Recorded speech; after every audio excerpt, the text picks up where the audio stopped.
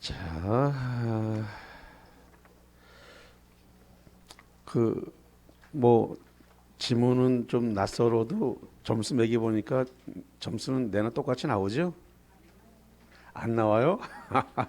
비슷하게 나왔을 텐데 아니면 더 나오구나. 예. 자, 보겠습니다. 01번. 법률행위에 관한 설명으로 틀린 것을 모두 고른 것은 돼 있습니다. 기억. 법률행위의 목적은 법률행위 성립 시에 확정되어 있지 않더라도 확정할 수 있는 방법과 기준이 정해져 있으면 유효다. 그래서 유효 맞죠. 니은번 원시적 일부 불능이 법률행위는 무효이나 슬러시 잘라요까지 맞습니다. 계약 체결상의 과실 책임이 문제될 수 있다. 틀렸네요. 계약 체결상의 과실 책임이 문제되려면 원시적 불능이 전부 불능이어야 됩니다. 일부 불능일 때에는 과실 책임 문제가 발생하지 않고 대금 감액으로 가게 돼요. 그래서 계약 체결상의 과실 책임 문제가 발생하는 것은 전부 불능일 때. 그래서 니은번 틀렸고, 디귿번 계약이 체결된 후 매매 계약이 매매 목적 건물이 매도인의 귀책 사유로 전소됐을 때 이걸 후발적 불능이라고 하죠. 매매 계약은 무효가 아니라 유효. 자, 그다음에 니을번 사회 질서 위반을 이유로 하는 법률행위의 무효는 103조 위반이죠. 선의 제3자에게 대항할 수 없다가 아니라 있다. 103조, 104조 강행법규 위반은 절대적 무효니까 선의 3자에게 대항할 수 있다라고 해야 되겠죠. 미음번 정지조건 법률행위에서 조건의 성취는 법률행위의 효력 발생 요건이다. 맞네요. 그래서 니은 디귿을 리얼 3번이 맞습니다. 자, 02번입니다. 법률행위 해석에 관한 판례의 내용으로서 틀린 것은 1번 실제 더 받을 금전이 있음에도 영수증에 총완결이라고 기재한 경우에 그것으로 모든 결제가 끝난 것으로 해석하는 것이 영수증 작성자의 의사에 부합한다. 이런 건데요. 1억을 빌려줬는데 9,900만 원을 갚았어요. 그래서 500만 원은 언제 갚을 건데? 그랬더니 하는 소리가 보름 뒤에 갚을게요. 그래서 총완결 1억 총완결 이렇게 썼어요. 그래서 나머지 500만 원 이제 9월 30, 15일 뒤에 그 500만 원 왜 안 갖고 와? 그랬더니 그때 총완결이라고 해서 다 된 거잖아요. 그러면서 총완결이라고 썼으니까 다 갚았다는 거예요. 그랬더니 아니 500만 원 남았잖아. 그랬더니 거기 총완결이라고 다 써줬으니까 더 이상 드릴 거 없는데 이렇게 나오는 거죠. 그러니까 이게 이제 500만 원이 남았음에도 불구하고 총완결이라고 기재를 해놨더니 그거 다 준 거다. 물론 총완결이라고 쓴 사람은 보름 뒤에 그 500만 원을 줄 거라고 이제 믿고 그렇게 쓴 건데 그것이 이제 그 믿음과 달리 총완결이라고 썼으니까 안 줘도 된다. 이렇게 주장하는 것이 대립을 해가지고 재판으로 갔는데 거기 총완결이라고 썼으면 그 결제가 다 끝난 것으로 해석하는 것이 맞다. 이렇게 판례가 나온 것입니다. 자, 두 번째 갑니다. 임대인이 임대차 계약서의 단서 조항에 단지 모든 권리를 인정함이라고 기재하였다고 하여 임대차 종료 시 임차인에게 권리금을 반환하겠다고 약정을 하였다고 볼 수는 없다. 자, 권리금이라고 하는 것은 누가 누구한테 받는 거예요? 현재 임차인이 신규 임차인, 새로 들어오는 임차인한테 받는 게 권리금이죠. 그런데 문제상으로는 임대인이 임차인한테 준다라고 되어 있으니까 틀렸단 말이에요. 임대인이 임차인에게 권리금을 준다. 틀렸네요. 임대인이 임차인한테 주는 게 아니라 현재 있는 임차인이 새로 들어오는 신규 임차인한테 받는 거죠. 틀렸습니다. 3번에 어떠한 의무를 부담하는 내용의 문면에 최대한 노력하겠습니다 라고 기재한 경우에 그러한 의무를 법적으로 부담하겠다는 취지로 해석하면 타당하다. 틀렸네요. 부담하겠다는 취지로 해석하면 부당하다인데 이게 뭐냐 그러면 현대 자동차 노조와 관련된 사항이었는데 노조가 불법 파업을 했습니다. 지금은 이제 노동쟁의를 하기 전에 이제 신고를 하고 숙려 기간을 두고 이렇게 파업이 들어가지만 옛날에 그냥 뻑하면 그냥 파업을 했단 말이죠. 그래서 이제 그 파업을 해가지고 불법 파업이었으니까 체포영장이 노조위원장 간부들이 체포영장이 발부가 된 상태고 그다음에 이게 이제 파업을 하니까 회사가 손실이 나니까 손해배상 청구도 노조 집행부에다가 제기를 한 상태죠. 근데 이거 파업이 계속 길어지면 회사가 계속 손해가 길어지니까 비밀리에 이제 노조 집행부를 갖다가 현대 그 임직원들이 만나서 이렇게 얘기를 했더니 어떻게 하면 파업을 풀 거냐 그랬더니 우리한테 제기한 손해배상 취하하고 그 다음에 우리한테 지금 내려져 있는 체포영장 취소를 해주면 우리가 이제 파업을 풀겠다. 회사에서는 말하기를 손해배상은 우리 회사가 청구한 거니까 그건 취하를 바로 해드릴 수 있지만 체포영장은 국가 공권력에 의해서 발동된 거니까 그걸 우리가 취하를 해줄 수는 없는 거고 취하가 되도록 최대한 노력을 하겠다. 이렇게 얘기를 한 거죠. 그렇게 해서 이제 파업을 풀었어요. 그 파업을 풀고 이제 조업을 시작하고 집행부도 이제 그렇게 될 거라고 믿고 이제 집행부도 출근을 했는데 그걸 이제 경찰이 홀랑 이제 체포를 해가지고 이제 법원에 간 거죠. 그래서 이제 아니 합의를 할 때 그거 다 체포영장 다 풀어주고 손해배상 청구 취소하고 다 하기로 했는데 이거 약속 위반이다. 이 얘기했더니 그 최대한 노력하겠다라고 한 것은 법적으로 의무를 부담하겠다는 취지로 해석하는 것은 부담하다. 그거는 회사가 어떻게 체포영장을 갖다가 취하시켜 주느냐. 그래서 그걸 취하되도록 노력하겠다는 뜻이지 그 법적 의무를 부담하는 것은 아니다. 그러니까 그 부당하다. 그래서 그 3번 이야기 그 이야기였습니다. 그 해석을 서로가 잘못했다 이거죠. 3번이 틀린 내용이었고 4번에 계약의 지금 02번은 이제 법률행위 해석과 관련된 이야기예요. 그래서 4번에 계약의 상대방이 대리인을 통하여 계약을 체결하는 데 의사가 일치하였다면 대리인에게 대리권이 없는 경우에도 상대방과 본인이 그 계약 당사자다. 대리인을 통해서 계약을 하겠다는 의사가 있다면 대리인이 한 법률행위는 누구한테 효과가 들어가요? 본인한테 가죠. 그러면 계약 당사자는 누가 되는 거예요? 본인과 상대방이 되는 것이죠. 그렇기 때문에 대리인에게는 계약에 대한 취소권, 해제권, 면제권, 처분권 이런 것들이 없죠. 대리인이 한 법률행위에 대해서 계약의 당사자는 누구라고요? 본인과 상대방 이렇게 되는 거니까 맞는 말이고 4번 갑이 배우자인 을을 대리해서 은행과 을의 실명 확인 절차를 거쳐서 을 명의로 예금 계약을 체결한 경우에 예금 계약의 당사자는 을이 되는 것이 원칙이다. 맞네요. 부인 명의로 통장 개설을 하고 실명 확인을 하고 직원이 보는 앞에서 그 부인 이름으로 남편이 5천만 원을 줘서 부인 이름으로 통장을 개설했습니다. 그러면 직원이 뻔히 봤다 하더라도 남편이 지금 부인한테 5천만 원을 주는 걸 봤다 하더라도 통장에 5천만 원은 부인 이름으로 찍힌 거니까 누구 돈이에요? 부인 거죠. 예, 그렇기 때문에 당사자는 을이 되는 것은 원칙이다. 맞습니다.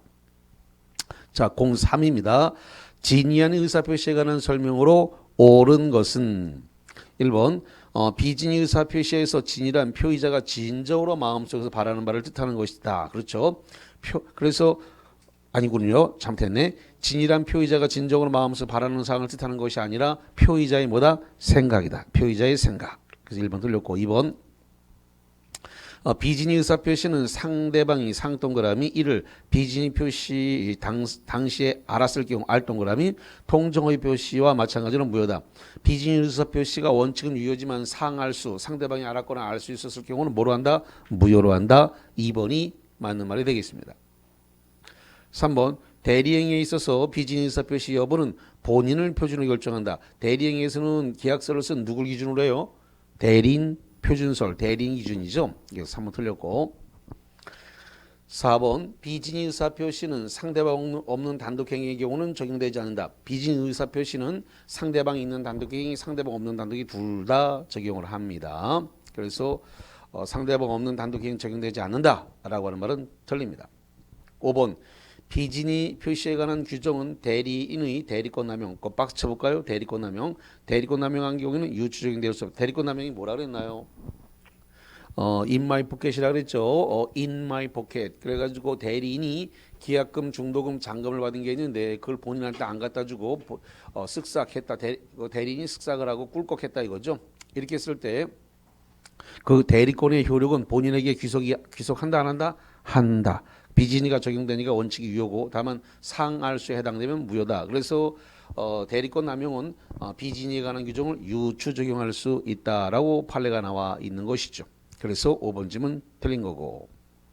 04번 판례가 법률행위 중요부분에 관한 착오에 해당하여 취소할 수 있다고 본 사례가 아닌 것은 1번 당사자가 합의한 매매 목적물의 지번에 관하여 착오를 일으켜서 계약서상 목적물의 지번을 잘못 표시를 했다.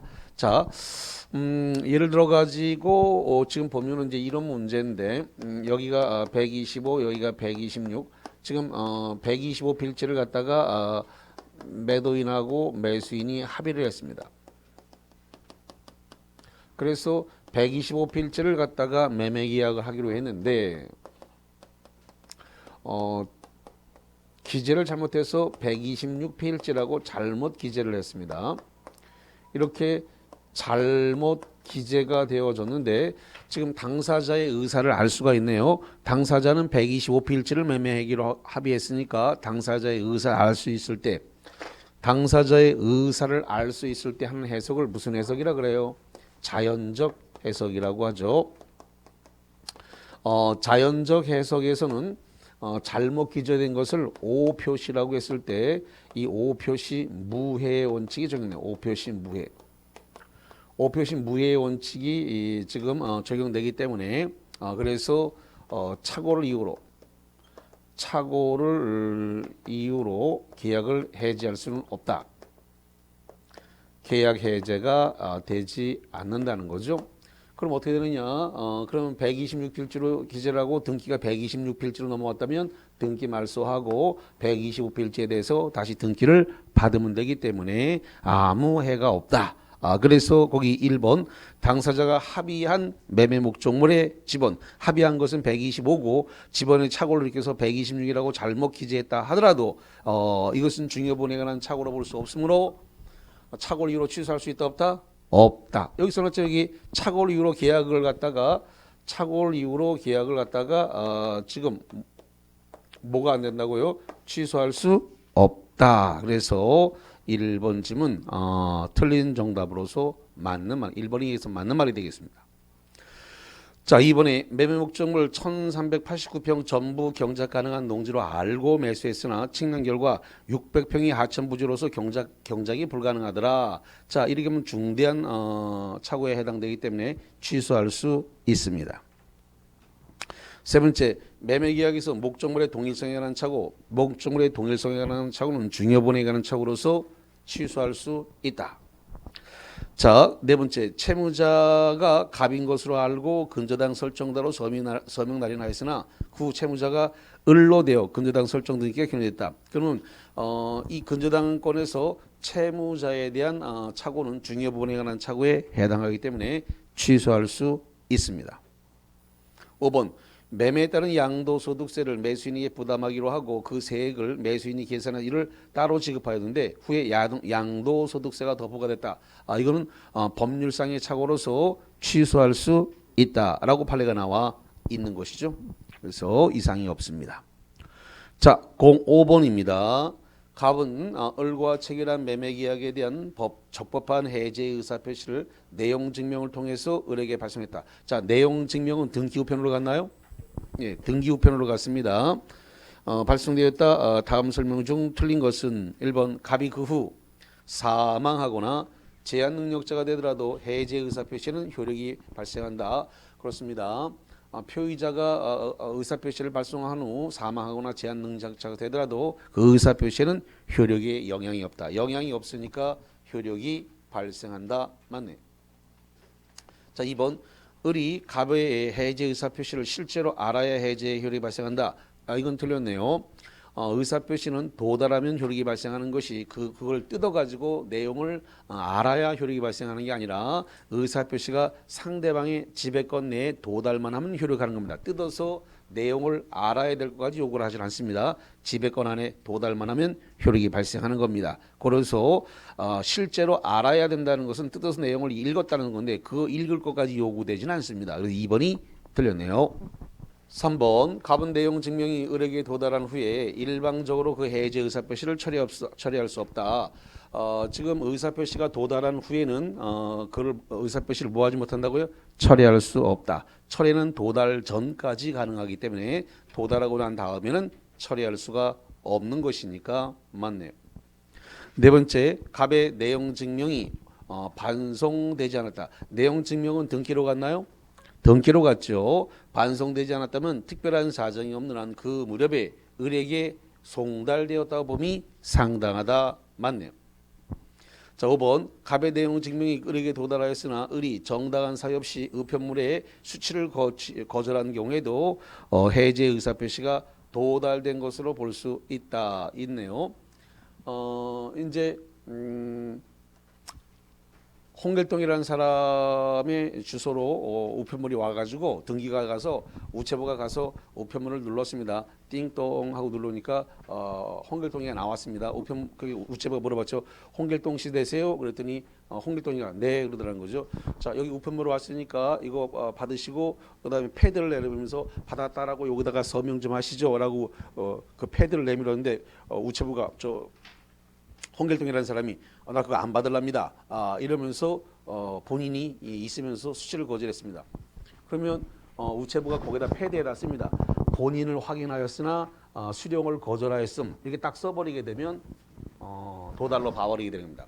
본인이 있는데 수치를 거절했다. 그러면 그냥 도달로 보는 겁니다. 그래서 정당한 사유 없이 이 수치를 거절한 거기 때문에 이건 도달한 것으로 볼 수 있다. 맞습니다. 옛날에는 그런 걸 갖다가 뭐가 왔는지 뻔히 알고 많이 거절을 해가지고 도달을 안 시켰는데 이제 판례가 있으면서 본인이 있으면서 그걸 수령을 거절했다 하더라도 도달로 본다는 판례 변경이 있었기 때문에 그렇습니다.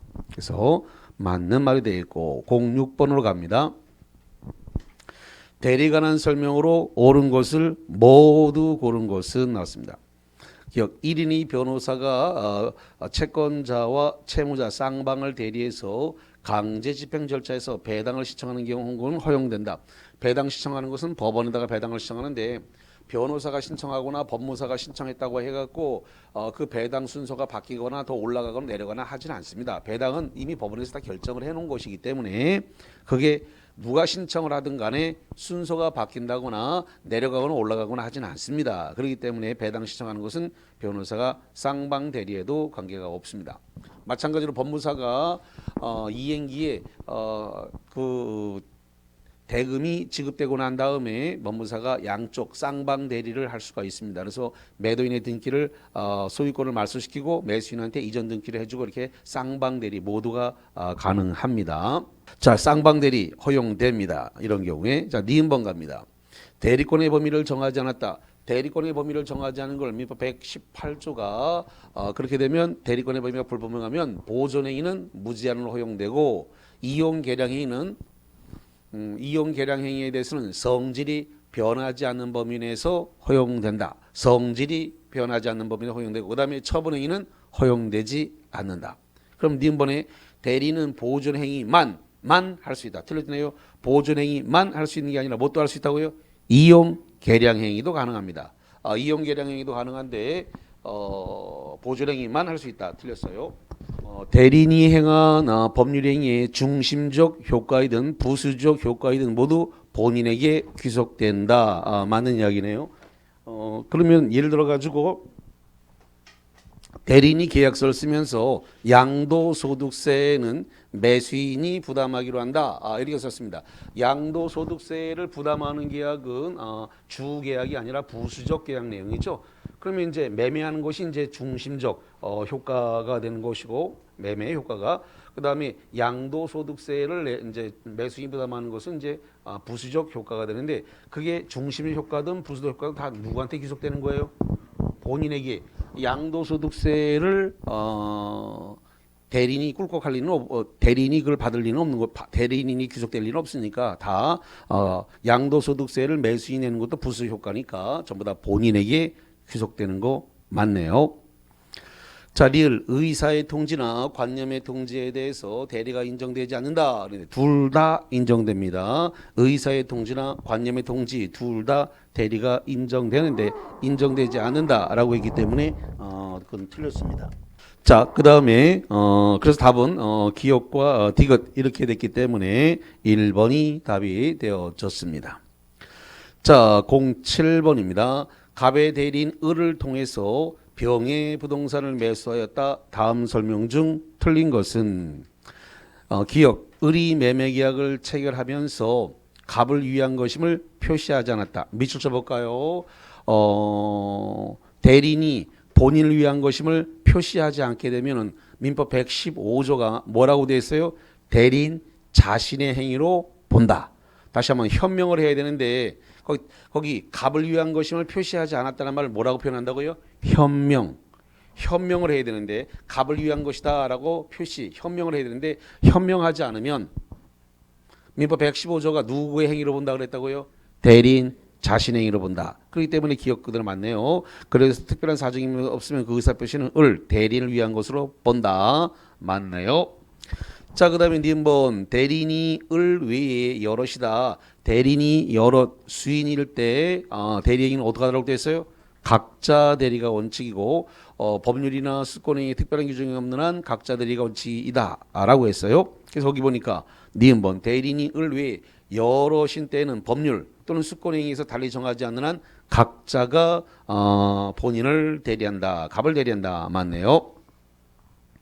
자, 디귿번 을이 매매계약서에 갑의 이름을 기재하고 갑의 인장을 날인한 경우에 유효한 대리행위가 될 수 없다가 아니라 있다. 그래서 디귿번 틀렸고 리을 만일 을이 미성년자인 경우에 갑은 을을 제한 능력자임을 이유로 매매계약을 취소할 수 있다 그랬는데 을이 지금 대리인인가요? 대리인이고 대리인이 미성년자인데 미성년자를 대리인으로 선임해 놓고 본인이 미성년자가 대리행위를 했으니까 그거 뭐 취소하겠다. 이거 된다 안 된다? 안 된다. 그래서 리을 번 틀렸죠. 자, 미음번으로 왔습니다. 병에 챔불행이 있는 경우에 을은 특별한 사정이 없는 한 계약을 해지할 수 없다. 을은 지금 대리인인가요? 다시 한번 을이 누구라고요? 대리인. 대리인에게 없는 권한이 뭐라고요? 취소권, 해제권, 면제권, 처분권 없다. 을은 대리인이므로 계약 해지할 수 있다 없다? 없다. 맞네요. 대리인에게 주어지지 않는 권한 취소권, 해제권, 면제권, 처분권 없다. 해제 없다. 맞네요. 자, 08번으로 갑니다. 08번. 대리권이 없는 을이 갑의 이름으로 갑소의 토지를 병에게 매도하고 소유권 이전을 해주었다. 표현 대리를 고려하지 않는 경우에 틀린 것은 자, 좀 이제 갑이라고 하는 본인이 이렇게 있고 그 다음에 을이 있는데 요 대리권이 없다. 대리권이 없는 걸 뭐라 그래요? 무권 대리라고 하겠죠. 무권 대리. 그래서 어떤 특정의 상대방과 법률 행위를 했다 이거죠. 지금 계속 그런 말씀을 드렸는데 이 법률 행위 무권 대리가 한 법률 행위가 본인에게 법률 효과가 귀속한다 그랬어요? 안 한다 그랬어요? 안 한다 그랬습니다. 무권 대리인이 한 법률 행위는 본인에게 귀속되지 않는다. 그래서 이 계약의 효력은 있다 없다? 없다. 그래서 무효라 그랬습니다. 무효. 근데 본인께서 추인할 수도 있고 추인 안 할 수도 있기 때문에 추인 여부에 따라서 왔다리 갔다리 하기 때문에 무효는 무효인데 무슨 무효라고 했나요? 유동적 무효다. 지금 오늘 4회차인데 지금 몇 번을 똑같은 문제를 계속 내고 있습니다. 그래서 유동적 무효다라고 했습니다. 자, 그러면 거기 08번에 1번 을과 병 사이의 매매 계약은 원칙적으로 갑에게 효력이 없다. 효력이 없다는 뭐라 그래요? 무효. 효력이 없다가 무효예요. 예. 자, 2번 갑니다. 위의 매매 계약은 효력이 불확정한 상태다. 왜 불확정한 상태예요?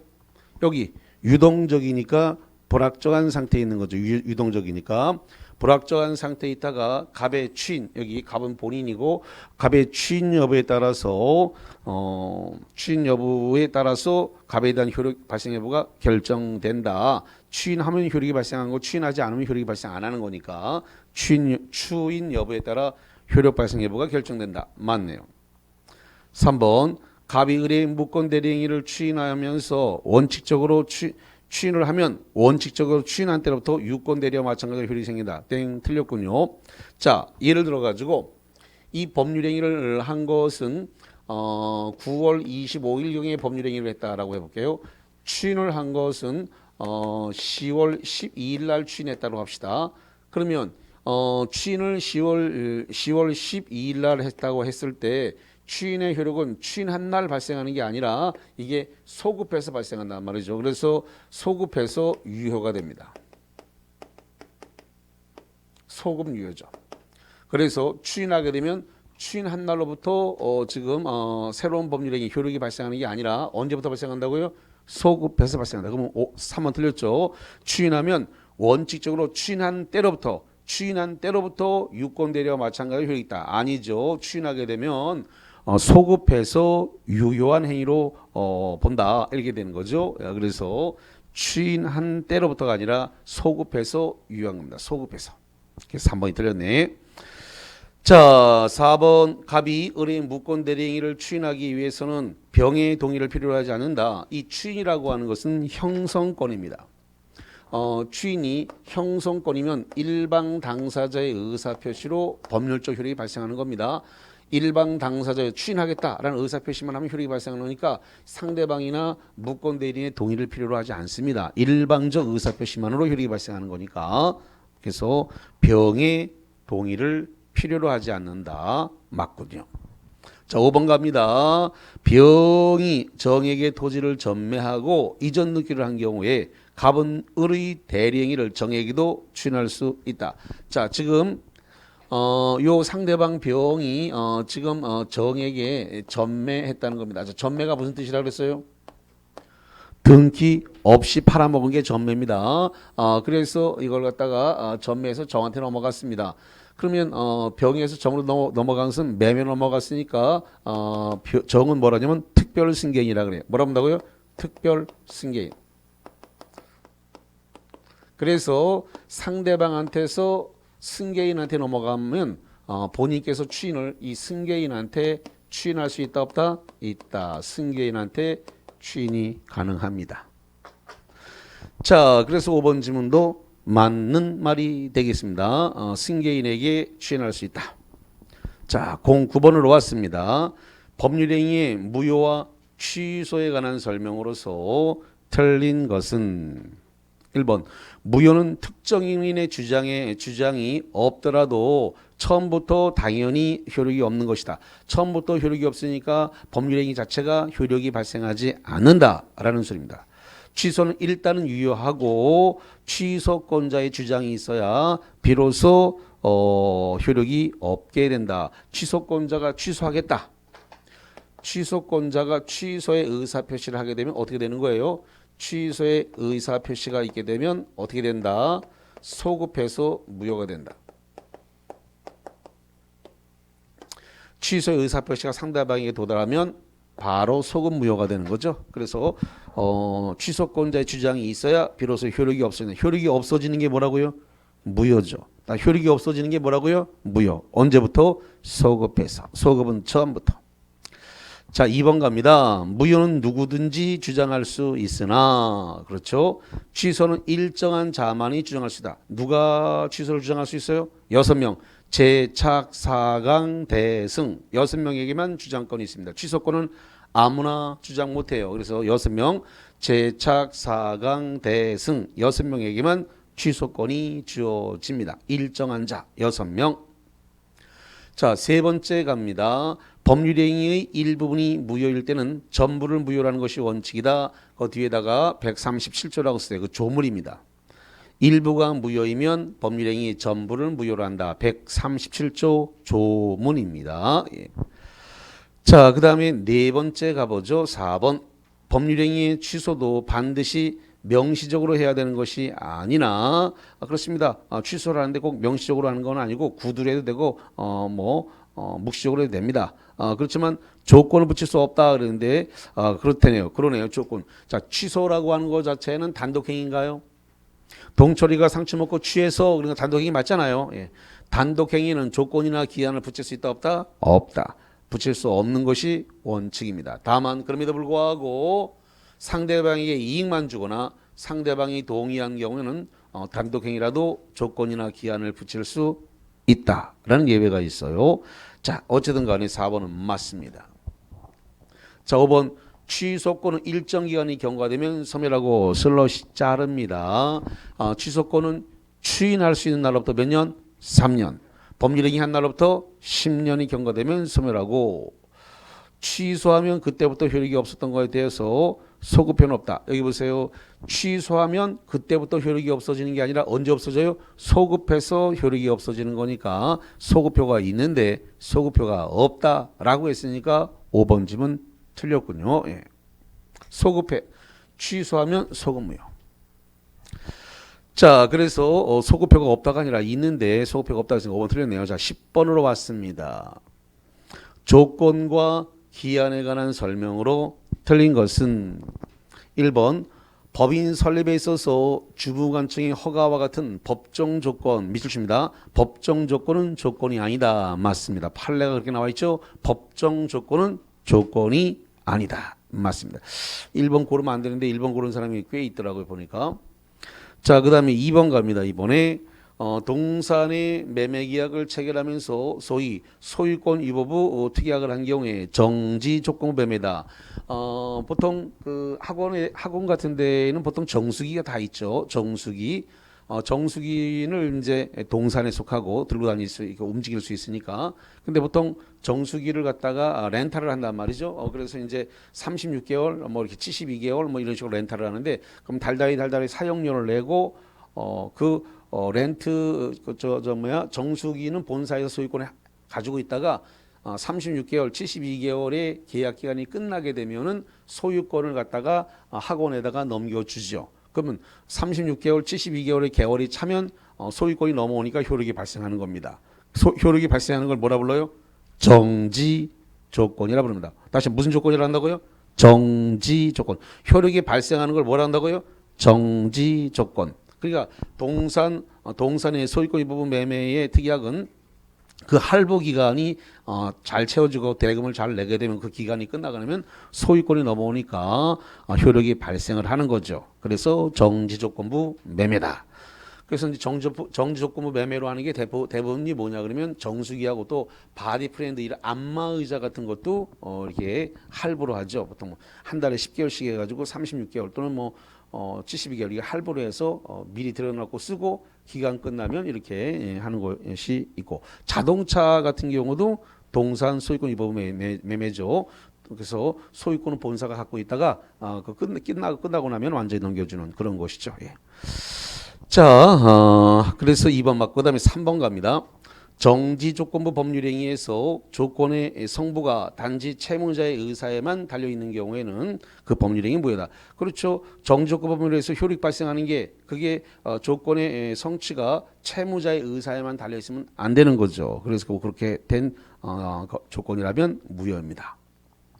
네 번째, 조건의 성취의 효력은 원칙적으로 법률행위가 성립한 때는 계약서를 쓴 때죠. 법률행위가 성립한 때는 계약서를 쓴 때 발생하는데 아닙니다.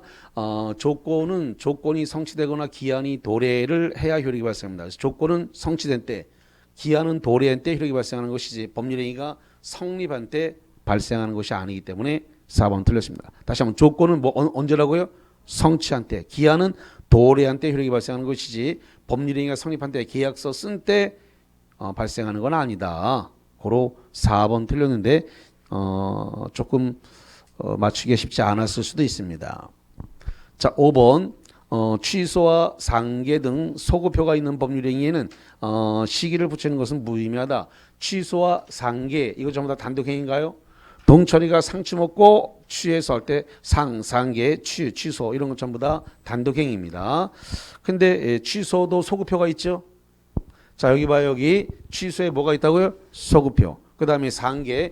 예전에 2년 3년 전에 내가 줄 돈이 있었는데 그거하고 지금 줄 돈하고 서로 퉁쳐가지고 지금 차액만 계산하자. 상계도 형성권이기 때문에 주장하는 순간 바로 효력이 발생합니다. 예전에 줄 돈 내가 지금 받을 돈 서로 퉁치고 차액만 계산하자. 상계. 이런 것들은 전부 다 소급효가 있는 법률인 시기를 붙이는 것은 무의미하다. 맞네요. 자, 11번입니다. 11번. 이렇게 다운돼 있는 것 같지 왜? 이제 시험 볼 날이 며칠 안 남았으니까 이제 오늘까지 해가지고 16일 빨리 시험 보러 가자. 이야 잘 됐다 그러고 이제 좀 기운차게 이제 끝나는 벗어나는구나 이러면서 해방의 날이 왔다 이러면서 좀 활기차게 좀 이렇게 이런 모습을 좀 보여주시면 좋겠는데 오늘 점수가 안 나왔나 왜 이렇게 좀 이게 아니 오늘 그 점수가 이렇게 안 나올 거는 이렇게 시험을 풀 때는 점수가 안 나왔나 보다라고 했을지 모르겠는데 맞춰보면 꽤 나왔을 텐데 풀면서는 안 나왔다라고 생각했을 수 있어요. 풀면서는. 근데 막상 맞춰보면 점수는 나왔을 텐데 아닌데 분명히 풀 때는 어렵다고 느껴졌을 수가 있지만 채점을 해보면 점수가 잘 나왔을 거예요. 왜냐하면 그동안에 공부한 것이 있기 때문에 훈련받은 바가 있기 때문에 점수가 안 나왔을 리가 없다고. 그게 보편적 나오던 점수는 그대로 나와서요. 어렵다고 느껴졌지만 점수는 예전만큼 나왔거나 더 나왔거나 이렇게 됐을 거예요. 더 내려가거나 그러진 않았을 건데. 자, 진땀이 나는구나. 자, 11번. 민법상 물권에 관한 설명으로 옳은 것은 1번 물권 법정주의에 위배되는 법률 행위는 무효가 되는데 그래서 민법 185조 물권 법정주의에 위배되면 그래서 내용의 위배다라든가 종류 위배 이런 거 하면 안 되죠.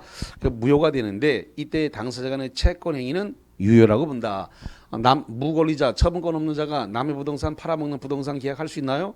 예, 할 수 있죠. 그걸 우리가 채권행위라고 하고 의무부담행위라고 하는데 채권행위, 의무부담행위는 법률상 효력이 뭐가 된다고요? 유효.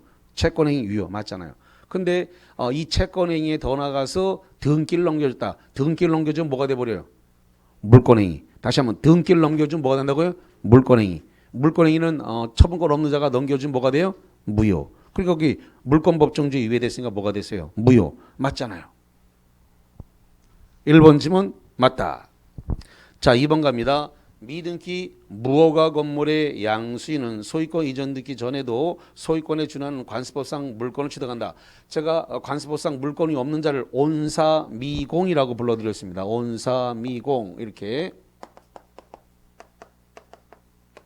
이때 미가 뭐예요? 미등기 무허가 건물의 양수인의 법적 지위.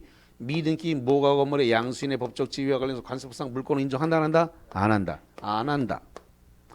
자, 세 번째 일반 주민들이 자유로 이용할 수 있는 공원 이용권. 여기 온사미공의 공이 뭐예요? 공원 이용권. 관습법상 물권 인정한다 안 한다? 안 한다. 자, 그다음에 네 번째 타인의 토지가 장기간에 걸쳐 일반인 통행에 제공되어 있다면 관습법상 물권으로 통행권 인정한다. 온사미공이 사도 통행권인데 장기간에 걸쳐서 통행로를 이용했다 하더라도 그걸 갖다가 관습법상 물권으로 인정한다 안 한다? 안 한다. 그 다음에 다섯 번째 아파트 분양권 소유권의 객체가 될 수 있다가 아니라 없다. 그래서 보셨고요. 자 12번 갑니다. 판례가 그래요. 판례가 아파트 분양권에 대해서 소유권 객체가 될 수 없다라고 판례가 명확하게 나와 있죠. 12번입니다. 12번. 등기에 관한 다음 잠깐만 소유권의 객체가 되려고 그러면 일단은 등기가 돼야 될까요? 등기가. 자 12번 등기에 관한 다음에 관한 설명 틀린 것은 1번 소유자가 진정한 등기 명의를 회복하기 위해서 현재 등기 명인을 상대로 그 등기의 말소를 청구해야지 소유권 이전 등기를 청구하는 것은 허용되지 않는다. 틀렸군요.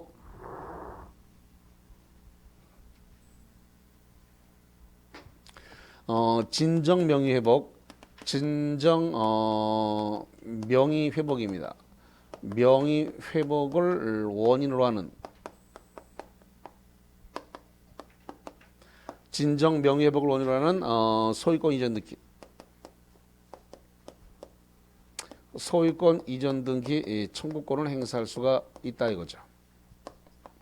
그러면 이 진정 명의회복을 원인으로 하는 소유권 이전 등기를 이거를 뭐로 보느냐 그랬더니 이걸 갖다가 소유권에 기한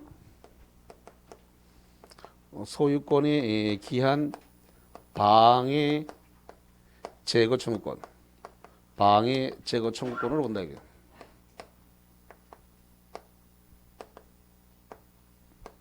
진정 명의 회복을 원인으로 하는 소유권 이전 등기 청구권을 소유권에 의한 방해 제거 청구권으로 본다라고 판례가 나와 있는 거니까 그래서 거기 1번 등기 말소를 청구할 수도 있지만 소유권 이전 등기 청구를 하는 것도 허용이 되어집니다. 소유권 이전 등기 청구권 이것은 소유권에 의한 방해 제거 청구권입니다. 맞습니다. 1번이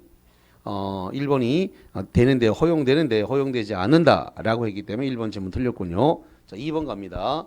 소유권 이전 등기 말소 청구 소송에서 패소한 당사자는 진정 명의회복을 원인으로 한 소유권 이전 등기 청구 소송을 제기할 수가 없다라고 판례가 나와 있으니까 2번 맞습니다. 무효인 가등기를 유효한 등기로 전용하기로 약정했다면 가등기는 그때부터 유효한 등기가 된다. 이건 뭐냐면 무효 등기의 유용은 소급표를 인정하지 않는다는 겁니다. 무효 등기의 유용입니다. 유용은 유용하기로 합의한 때로부터 효력이 발생을 하는 건 맞는데 소급표를 갖다가 원칙적으로 인정하지 않는다라는 거죠. 무효 등기의 유용은 소급표를 원칙적으로 인정하지 않는다. 자, 그래서 3번 지문 그때부터 유효한 등기로 전용하기로 약정했다면 그 가등기는 그때부터 유효한 등기가 된다. 소급표가 없다는 소리죠. 맞습니다. 4번 무효인 저당권 등기도 그 유용 합의 이전에 등기부상 이해관계를 가진 제3자가 없는 경우에 유효하다. 그렇습니다. 무효 등기의 유용은 이해관계를 가진 제3자가 없는 경우에 한해서만 허용을 합니다. 맞네요. 자, 5번에 멸실된 종전 건물의 등기를 멸실 후에 신축한 건물의 보존 등기를 유용하는 것은 인정되지 않는다. 이걸 뭐라 불렀을까요? 이거를 표제부 등기의 유용이라고 하는데, 자, 이런 거란 말이죠. 기존에 있던 건물이 이렇게 있습니다. 기존의 건물에 대해서 등기부가 있었죠. 그럼 이걸 갖다가 없애고 여기다가 건물을 새로 지었습니다. 그러면 이 등기부를 갖다가 새로 신축한 건물의 등기부로 다시 유용해서 쓸 수 있느냐? 안 된다는 거죠. 기존에 있던 건물을 멸실시키고 그걸 다 새로운 건물을 지었을 때 기존에 있던 등기부를 신축 건물로 유용할 수 없다. 이건 표제부 등기의 유용은 허용되지 않는다라는 겁니다. 그래서 인정되지 않는다. 맞습니다. 자, 13번으로 갑니다. 다음 중 자주점유인지 타주점유인지 구분하는 건데 자주점유로 추정되는 것은 몇 개인가? 기억 명의 수탁자의 수탁부동산에 대한 점유는 이것은 타주입니다. 수탁자 자체가 남의 부동산을 자기가 맡아서 보관하고 있는 거니까 소유권이 없죠. 타주 점유입니다. 니은번 권원의 성질상 자주점유인지 타주점유인지가 불분명하다. 불분명하면 뭐로 추정한다? 자주로 추정합니다. 디귿번 매매 대상 토지의 면적이 등기부상 면적을 상당히 초과해서 초과 부분에 관한 매수인의 점유도 뭐로 보는 거예요? 이것도요. 타주로 봅니다. 타주. 리을 공유자 1인이 공유토지 전부를 점유하고 있으면 다른 공유자의 지분 범위 내에서 점유한 부분은 타주가 됩니다. 타주. 민번 타주 점유를 승계해 받은 자가 자기의 점유만을 주장하는 경우에 이런 경우는 자주 점유로 추정을 합니다. 비번 착오로 인접 토지 일부를 그가 취득한 토지에 속하는 것으로 믿고 점유했다. 믿고 점유한 것을 오신한 점유인데 오신한 점유는 자주 점유로 추정합니다. 그래서 옳은 것은 니은, 미음, 비읍 이렇게 세 개가 되어지겠습니다. 14번, 이 14번까지 하고 쉬겠습니다. 갑의 물건을 을이 권한 없이 점유하고 있다. 박스 권한 없이 점유하고 있다.